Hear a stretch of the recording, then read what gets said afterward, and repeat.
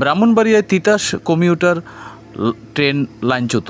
Brahmanbaria আশুগঞ্জের Talshahar railway স্টেশনে Titas commuter train লাইনচ্যুত হয়েছে। এ ঘটনায় ডাউন লাইনে ঢাকার সঙ্গে চট্টগ্রাম ও সিলেটের রেল যোগাযোগ বন্ধ রয়েছে। বৃহস্পতিবার 4 সেপ্টেম্বর দুপুর 12:30টার দিকে এই দুর্ঘটনা ঘটে। ব্রাহ্মণবাড়িয়া রেলওয়ে স্টেশনের সহকারী স্টেশন মাস্টার অশোক চন্দ্র দাস বলেন, দুপুরে ঢাকা থেকে ছেড়ে আসা ব্রাহ্মণবাড়িয়াগামী তিতাস কমিউটার ট্রেনটি তালশহর রেলওয়ে স্টেশনে পৌঁছালে ইঞ্জিনের পরের বগিটি লাইনচ্যুত হয়।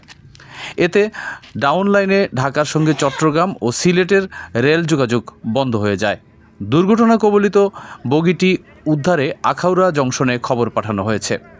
উদ্ধারকারী ট্রেন ঘটনাস্থলের উদ্দেশ্যে রওনা হয়েছে। তিনি আরও বলেন, ডাউন লাইনে ট্রেনটি আটকে আছে, তবে লুপ লাইনে ট্রেন চলাচল করতে পারবে।